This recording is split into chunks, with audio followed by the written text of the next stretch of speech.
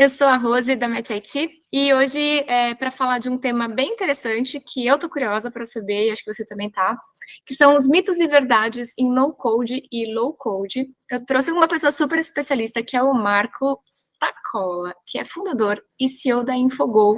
Então, eu queria muito que o Marco se apresentasse para a gente. Oi, Marcos. Oi, tudo bem? Como é que Tudo você está? bom? Bom te ter aqui com a gente para compartilhar seu conhecimento. Queria que você começasse se apresentando, assim, qual que é o seu histórico de experiência, tanto em tecnologia, quanto especificamente em projetos como esses do tema de hoje, no Code e Low Code.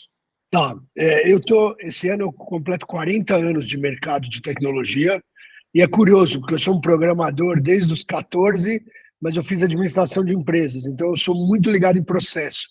E aí eu trabalhei muitos anos com BI, eu desenvolvi uma plataforma de BI e a síntese de toda a minha carreira, de tudo, ela convergiu para um processo de uma plataforma no code, que é onde você possa reunir tudo e atender toda a demanda que eu encontrei ao longo da minha vida. E aí surgiu a Infogol. Caramba, um administrador que é desenvolvedor, que mexe com dados e no code. Interessante isso. Me ajuda a desmistificar um pouquinho, assim, para a gente falar de conceitos gerais. O que é o conceito de no-code, de low-code, e o que diferencia essas duas coisas de um software tradicional, só para a gente se achar. Tá.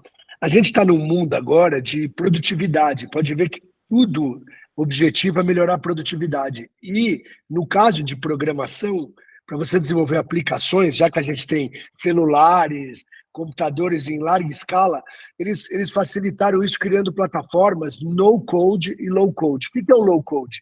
O low-code é uma plataforma que é mais direcionada a programador, porque ele precisa de pouco código, mas você precisa... Ele gera produtividade para quem programa. Isso é o low-code.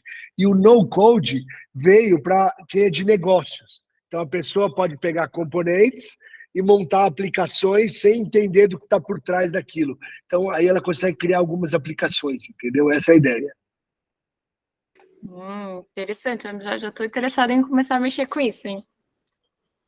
Mas acho que dá, assim, para começar do nada? Nunca codifiquei. Olha, é curioso, a minha visão vai ser diferente de todo mundo que você perguntar para o mercado, porque a minha ideia é que quem está na área de negócio não deve, entre aspas, se meter com isso, porque a pessoa tem que cuidar do dia a dia. As empresas já estão muito enxutas, então a ideia é que algum outro faça, sabe? Sejam ferramentas facilitadoras de você lançar MVPs, testar hipóteses, mas sem que a pessoa tenha que colocar a mão na massa, que é mais um aprendizado que tira ela do foco que é a área de negócio que ela tem para lidar no dia a dia. Fato. Bom ponto, bom ponto. Vamos aos mitos e verdades, Marcos. Quero começar com os mitos, hein? Tá preparado? Tô. Então, vamos lá. Ó. Mito número 1, que eu quero que você traga a sua visão sobre ele. Disse, no no-code, low-code, as soluções servem apenas para não programadores. E aí você já até me deu um spoiler, mas explora um pouquinho mais esse tema. Por que isso é um mito? Tá, na verdade, eu costumo dizer, quando a gente conquista um cliente ou está em processo eu falo que são plataformas para quem tem muita lógica, tem que ter muita lógica, similar à lógica de um programador. Então, você tem uma curva de aprendizado menor que a de um programador. Ou seja, eu consigo pegar um cara de administração, de engenharia que não programe e colocá-lo num projeto no-code, low-code, tá? Mas ele não é, quem tira o melhor proveito dele, quem tem a maior produtividade, é quem tem mais facilidade em programação. Sempre vai ser assim, que tem uma lógica específica para programação, tá? Legal. E aí o ganho para o programador é qual, assim? É enorme, é enorme. O ganho para o cliente é enorme, porque quando você pega uma plataforma desse estilo e ela é operada por alguém que tem uma facilidade grande, você está dando a ela... É como se eu te desse um pincel e uma tinta. Se a pessoa não é o Picasso, ela não vai fazer uma obra boa, entende? Não é porque eu estou facilitando a vida dela, eu estou dando a ferramenta, mas se ela não é criativa, ou se ela não tem um background muito grande em termos sistêmicos, porque montar um sistema não é porque é no-code que não tem a regra de sistema, não tem toda a regra de interligação, de arquivos, regras de negócio, algoritmos. Ele tem, e você tem que saber lidar com isso, tá? Então, é muito incrível o aumento de produtividade. Mas eu insisto, ele não é para o usuário final. Eles querem vender, o mercado quer vender para o usuário final, mas quando você põe o usuário final, ele sai da empresa, ele larga aquele projeto. Então fica um projeto como Excel, uma planilha de Excel. Dependendo da planilha, se a pessoa tira férias ou sai da empresa, as empresas falam, nossa, cadê o José que fazia essa planilha? Está de férias, quem vai dar manutenção? É muito difícil dar manutenção numa planilha muito elaborada. Você imagina numa plataforma de criar aplicações, né? Fica mais difícil ainda, mas ela ajuda muito quem é do ramo. Muito bom. Vamos para o segundo mito. O segundo mito é o seguinte... no-code e low-code produzem apenas aplicações básicas, então coisas que sejam muito simples e, em geral, inseguras. Você pode comentar por que isso é um mito? Tá.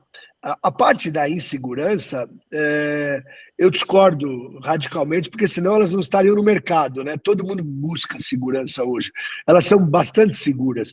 Todo mundo cuida muito da parte de segurança por trás dessas plataformas. Eu até diria que ela é altamente segura porque ele já está sendo cuidado isso pelo código. Então, você está se preocupando apenas com a camada da frente do negócio. Com relação a criar aplicações básicas ou não, depende de cada plataforma. Não existem duas plataformas iguais de no-code e low-code. Não é como uma planilha Excel, que o Google tem uma versão, a Microsoft tem outra, uma lê da outra, elas fazem as mesmas coisas. Aqui a gente está falando de um mercado que as soluções são muito distintas, que objetivam ter produtividade, mas cada um está num nível. Eu costumo falar que existem plataformas profissionais, que você consegue chegar em demandas altamente complexas, desafios de negócios, e tem aquelas mais simples, que é você fazer um login, a pessoa consultar, sei lá, ela consulta a pólice de seguro dela. Então, isso é uma coisa fácil. Vai lá, busca um dado, traz e apresenta na tela. Depende da plataforma, da escolha e de como você monta o projeto, mas dá para chegar muito, muito longe, tá, com elas. Eu estou no mudo aqui falando, eu queria agora era falar de verdades e estava já começando aqui a fazer pergunta agora que eu tirei o mudo. Vamos lá. Começando com a primeira verdade, Marcos.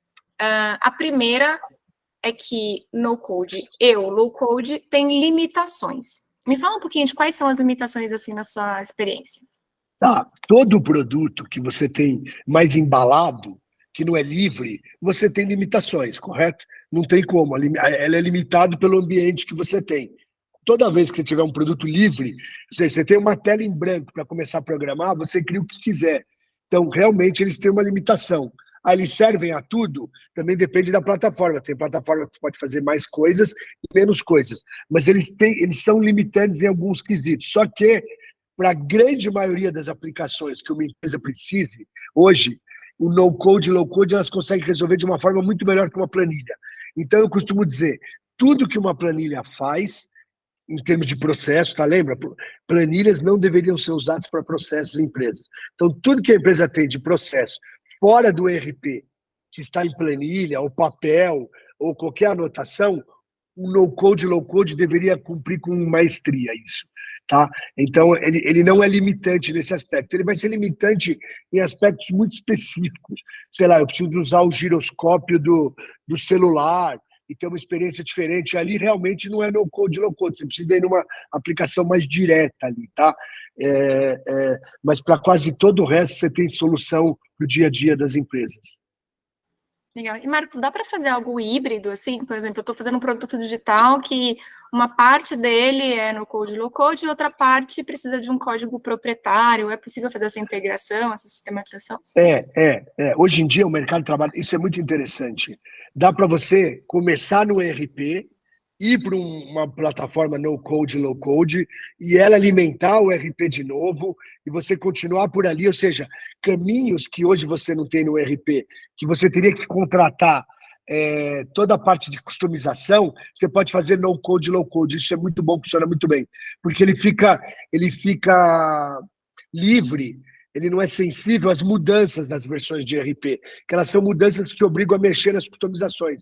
Então, dá para fazer tudo. Por quê? Porque hoje em dia tem API para todo lado, tem empresas de integrações, não precisa nem ser a mesma empresa. Você pode ter uma empresa de no-code, low-code, você pode ter seu ERP, e hoje em dia tem dezenas de integradores que conseguem fazer essa ponte de ligar uma coisa a outra. Então, você cria uma experiência digital que é diferente da experiência que tem no RP, mas que tudo se interliga com uma facilidade incrível através de robozinhos que são esses integradores, tá? Aí você vai longe com isso. Curioso. Vamos ter a segunda verdade, então, aqui, do nosso Mitos e Verdades. A segunda verdade é que essas soluções aceleram e tornam mais acessível o desenvolvimento de software. Então, se você puder comentar do ponto de vista tanto de eficiência e agilidade, quanto financeiramente, né, o benefício que pode trazer. Nossa, aí é uma coisa brutal, é brutal. Eu costumo falar também para clientes o seguinte, quando você está desenvolvendo um software, você está vindo aqui. Se você resolver pivotar, porque a sua ideia de negócio não é adequada, você vai ter que refazer tudo. Quando você pega uma plataforma no-code, low-code muito bem elaborada, bem construída, ele é como se fosse um Lego. Você consegue pivotar a sua ideia sem perder o que você já fez. Então, ele é muito bom, porque o mercado costuma chamar hoje, que chama MVP, que é Produto Mínimo Viável. Só que ele não vai só ao MVP. Ele consegue Eu tenho uma frase que é do MVP ao IPO. Ele consegue começar te atendendo no MVP, mas as plataformas aguentam 10, 30, 40 milhões de transações numa boa, numa plataforma no-code, low-code, com uma performance incrível e resolvendo problemas do dia a dia e complexos, com milhares de usuários. Tudo depende de como você monta, tá? Então, o desenvolvimento é muito veloz, o teste é muito veloz, mas são produtos que te acompanham ao longo da jornada. Você só tem que escolher bem o parceiro, né? Legal. Você sabe que você trouxe na sua resposta, você endereçou um mito que eu já ouvi muito de investidor aí, de startup, sabe? Ah, mas se a solução não tiver uma robustez escalável, não sei o quê, quando eu já vi pitch de startup falando que faz no-code, o investidor torce o nariz que não confia. Na verdade, é um mito, né? Na verdade, não é assim tão simplista. Dá para escalar desde que tenha uma construção madura por trás, né? Exatamente. É que eu não posso responder, a gente brinca, não posso responder pelos outros. Então, depende de como está o processo de maturidade, de roadmap da plataforma no-code, ou se ela se atreve a resolver problemas mais simples ou mais complexos. Então, a pessoa tem que saber qual é o limite de problemas que ele consegue resolver, tá? Mas hoje em dia você consegue fazer coisas incríveis, com triggers, disparos, regras, condicionais muito complexas, que parece que não dá, mas dá. Depende de como o projeto foi montado. Por isso que a empresa ela tem que escolher um bom parceiro. E aí eu vou me atrever a falar que é importante ter qualquer projeto que você faça, seja via programação interna, contratação de consultoria, você tem que ter suporte. Então, não adianta te dar a plataforma. Você tem que ter suporte, você tem que ter facilidade para integrar os dados. É muito importante você ter, que você meio que casa também. Porque toda vez que você faz um programa, você casa com quem programou, porque ele tem que te dar continuidade, tem que ter solução de continuidade. Vai ser minha equipe interna? Eu vou manter esse programador sempre? Não. Se eu vou fazer no-code, low-code, terceirizar? Vou. Então, você tem que ter uma solução de continuidade e melhoria com um player que seja bem confiável e você tenha acesso a ele. Isso é importante, tá? Legal. Não está no script, mas eu quero te pedir para ilustrar casos reais. Eu já vi seu portfólio, tem casos muito bacanas, mas se você puder contar para quem está assistindo, de repente, 2 exemplos, assim, ou de uma empresa grande, de uma empresa pequena, ou um produto para uso interno da empresa, outro uso para o público final, coisas que ninguém diria que foi feito dessa maneira e que pode surpreender a nossa audiência. Tá. Então, eu acho interessante, por exemplo, aqui na Infogol, desculpa, nós temos, todo mundo aqui tem mais de 20 anos em processo na equipe. Então, o mais interessante não é a plataforma que você usa necessariamente, mas é o projeto que você dá, a solução que você dá. A solução ela começa até no design thinking lá atrás. Então, você entender muito daquilo é um passo importante para você não jogar tempo fora. Então, a gente tem uma solução, por exemplo, que a gente faz para manufatura, que o colaborador pega um celular, ele aponta um celular num QR Code numa máquina, vem um vídeo rápido de como fazer a manutenção daquela máquina. Isso é um nanolearning. Nanolearning é aquele vídeo curto que te dá resposta rápida. Você não quer aquela introdução. Nós somos a empresa tal. Aí, ele aperta, está no mesmo aplicação, ele aperta o botãozinho para começar. Aí a gente começa a contar tempos e movimentos daquela operação. Aí ele não consegue fazer a manutenção, faltou óleo. Aí ele aperta numa exceção, e aí isso gera um SMS para a pessoa que está no almoxarifado para trazer o óleo, para trocar. Então, isso é uma aplicação que começou com uma coisa de vamos anotar numa planilha como são as manutenções, só que ele envolve QR Code, vídeos, ele envolve eu controlar quem entrou, quem não entrou, qual foi o turno, o que clicou, o que não clicou. E aí a empresa começa a falar, poxa, mas as manutenções no terceiro turno não estão muito boas. Então eu vou começar a colocar uma base de conhecimento, que eu chamo de universidade corporativa. E eu vou ver quem entra e quem não entra. A pessoa que faz a manutenção, eu descubro que ela não está vendo os vídeos de como deveria ser, de procedimentos. Então, você começa a controlar a empresa de um outro jeito, porque tudo é traqueável. Você faz track de tudo, com dashboards, com tudo. Então, os projetos são lindos, lindos. São projetos realmente bacanas e não são simples. A ideia do cliente sempre começa, parece que é objetiva, mas depois que você fala onde ele pode chegar, ele começa a criar um negócio gigante em cima daquela ideia inicial. E isso é muito, muito interessante, tá? Nossa, você escolheu bem o exemplo. Você sabe que eu venho de fábrica, de chão de fábrica, da área de qualidade, operações, segurança do trabalho. Então eu já comecei, tipo, olha o que dava para fazer. Na minha época não era assim, não, era bem mais doído esse monitoramento. Você não tinha controle, não tinha como nem reconhecer, né? Porque às vezes a pessoa está fazendo super bem, pode ser um porta-voz multiplicador ali dentro da empresa e ninguém vê que ela faz bem também, né?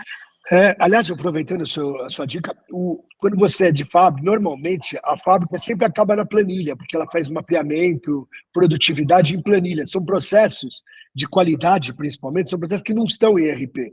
Então, você digitalizar isso, você fazer aquela planilha virar um banco de dados e com os dashboards em tempo real, que você não perca tempo tendo que fazer toda a compilação, isso dá um ganho enorme. Aí você começa a colocar inteligência artificial ali para ver o que você pode melhorar, onde que estão os pontos ruins. Ou seja, você usa uma plataforma super enxuta, super rápida, mas tem que entender de negócio, você tem que entender do todo. Por isso que eu falo, não basta você entender do processo, você tem que entender de processo como sistema, senão você não monta uma coisa interessante, que vá além das suas planilhas. A gente costuma integrar sistemas com 350 planilhas num único sistema. Então, você tem que estudar tudo, modificar todo esse projeto. Agora, o ganho é brutal para a empresa, é brutal e é para sempre. Até regulatório, né? Imagina um controle de qualidade numa indústria alimentar, farmacêutica, ganho de segurança física, né, de integridade dos funcionários, é absurdo. Você tem algum caso também de produto que chega até o cliente final, assim, que tem uma interface cliente-empresa? Ah, sim, sim.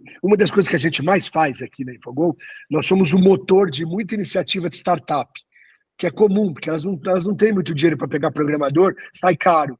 Então, nós somos, por exemplo, ela tem uma plataforma de assinatura de alguma coisa, nós somos o motor. Nós temos uma consultoria que ela aplica escalas de, por exemplo, um cliente, escalas de depressão, ansiedade, uma empresa enorme, faz em 40 mil funcionários da Petrobras, nós somos o motor dessa iniciativa. Então, nós somos o motor de muitas iniciativas de consultorias, estamos por trás, o white label, da ideia da empresa. Então, nós guardamos, somos toda a inteligência do processo que ele tem junto aos clientes dele. Então, isso é diretamente para o cliente final. O cliente final tem a sensação. E isso é muito curioso, porque quando você vai montar uma aplicação, aí entra UX, que é a experiência do usuário. Por exemplo, nós temos um sistema para caminhoneiro que ele tem que carregar cilindro e ele tem que levar no hospital. O caminhoneiro, quando carrega cilindro, fica com o dedo grosso. Então, a experiência do caminhoneiro tem que ser maior, os botões, porque o dedo dele é grosso, ele não consegue. Então, os números são maiores, o dedo grosso.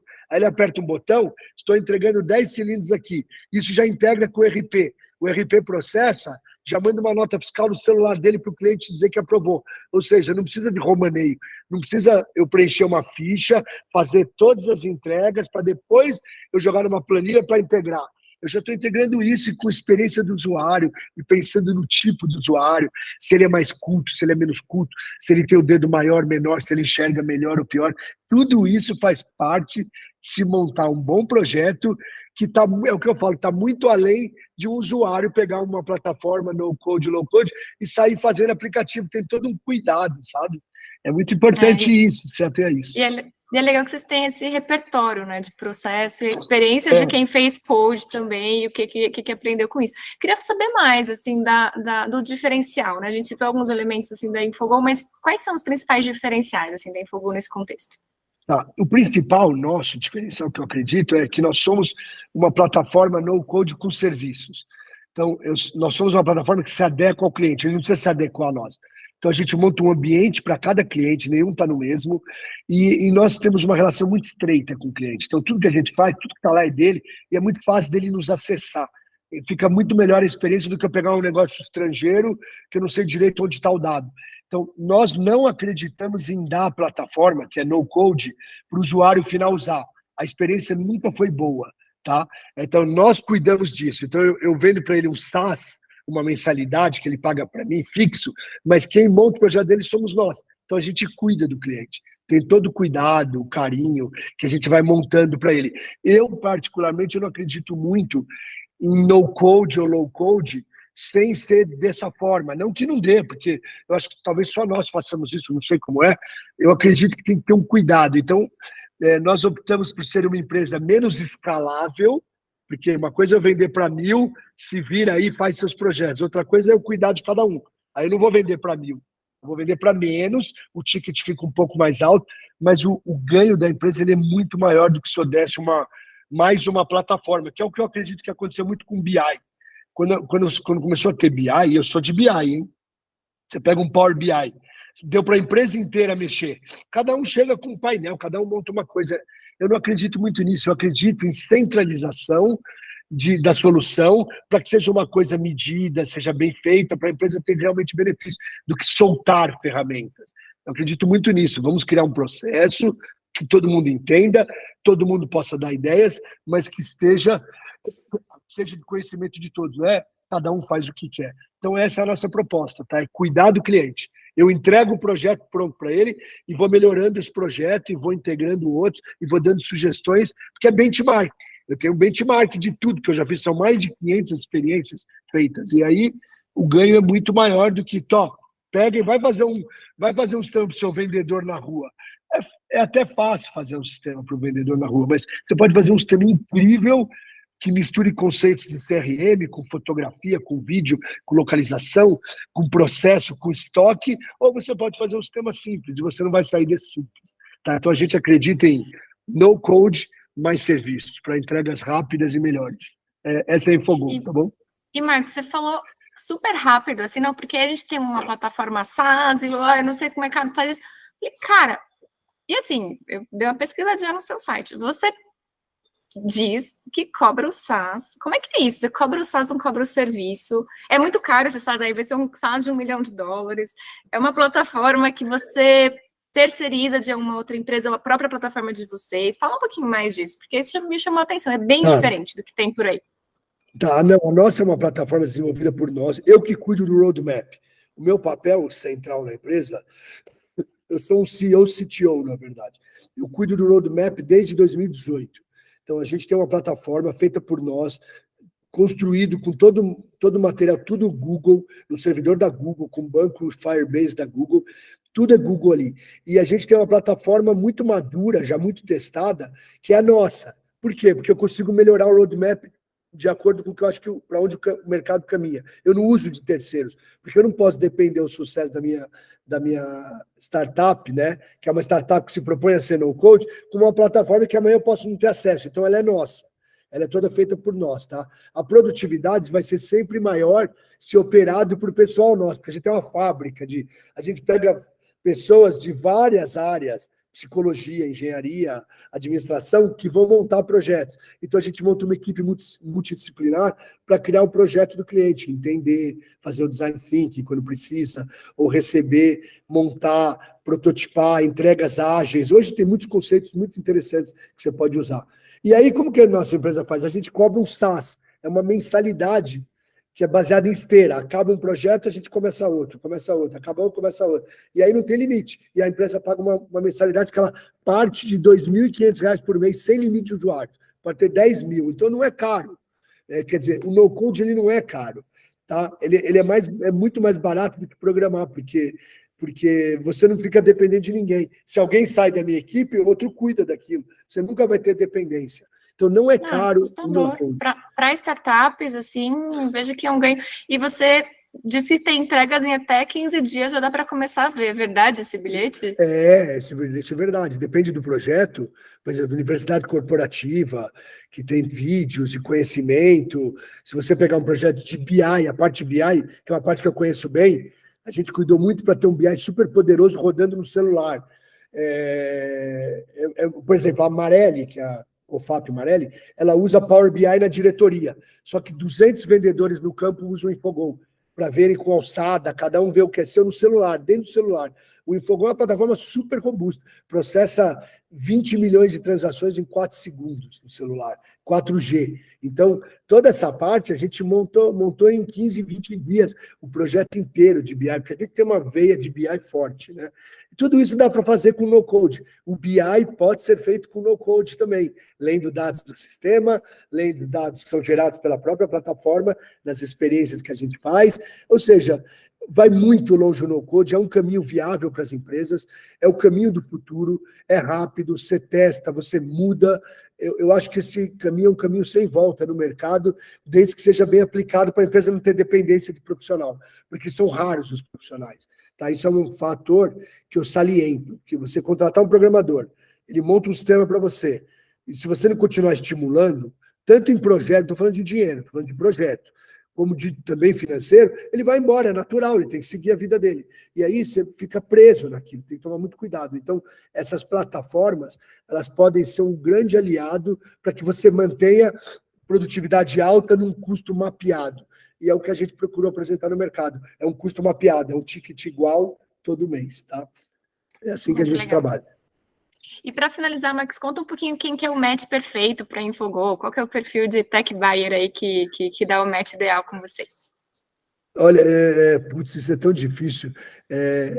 A gente brinca aqui que é ser o Excel do no-code, sabe? Quem precisa do Excel? Todo mundo. Quem precisa de alguma solução de programação? Todo mundo. Mas o ideal é quem tem um problema de processo baseado em planilha.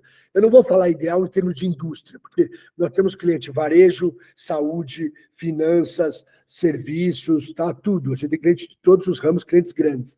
Mas o ideal é quem tem um processo baseado em planilha, que isso é um perigo, isso é uma perda de tempo, é um risco, é dado errado que você digitou. Então, quem tem essa dificuldade, nós somos um grande parceiro e é onde a gente pega na dor ali. Tá? A gente descobre nas reuniões. Fala, o que você atende de dor? Eu falo, depende, me mostra a planilha que você tem. É isso que eu atendo, essa é a sua dor, é isso que eu vou atender. E, curiosamente, Rose, toda vez que a gente participa dessas concorrências, desses sites que tem desses labs, que os labs lançam todos, nós nunca conseguimos ganhar. Por quê? Porque a gente nunca tem uma solução pronta. Nós somos uma empresa que monta todo o desafio que lançam, a gente faria perfeito, mas a gente não ganha, porque eles pegam uma empresa que é especialista naquilo. Aí eles têm outro desafio, pega uma outra empresa. Aí tem outro desafio, pega uma outra empresa. E a nossa proposta é ser uma empresa que faça todos os desafios. Então, a gente nunca tem o desafio pronto daquele jeito, mas a gente tem um similar. E aí a gente acaba nunca passando dessas fases, tá? Agora, quem tem problema com planilha, porque aí a empresa acaba fazendo um match de inovação aberta com uma startup, que por definição vai ter um SaaS padrão escalável, e aí pede para customizar. E ferra a startup que tem que customizar um negócio que não era para customizar, isso. E você que estava lá para customizar não vai combinar. Isso, exatamente. Curiosamente, você falou um ponto muito importante, exatamente. Essas inovações que eles buscam, é legal porque estimula todo o setor, mas eles vão ficar com 10 penduricalhos, 10 diferentes soluções para 10 diferentes problemas. E você pensar isso de uma forma mais global, hoje em dia, tudo bem, hoje você não vai sentir, mas lá na frente você vai sentir um efeito brutal disso. E elas não estão preparadas ainda para... Devia ter o desafio para no-code atender, sabe? Então, a gente continua não sendo atrativo para esse tipo de solução, mas quem põe um problema... Quem coloca um problema, como lá no Match IT, a gente tem uma solução para aquele problema. Quanto mais desenhado é o problema, mais felizes nós ficamos, porque a gente consegue atender do jeitinho que o cliente quer, tá? Essa é a nossa ideia. Excelente. Marcos, adorei conversar com você. Eu já tinha sondado, eu falei, nossa, eu vou fazer a primeira vez mitos e verdades. Estava super animada, ainda mais que o tema de no-code, com esses tabus todos que tem. Falei, estava mesa cheia, e foi melhor do que o esperado, então muito obrigada por compartilhar esse conhecimento, por contar os casos de sucesso para a gente, e desejo muitos matches aí para a Infogol. Legal, obrigado, estou muito feliz com a plataforma e um abraço para o seu público aí, tá bom? Outro, brigadaço. Tchau, tchau. Tchau, tchau.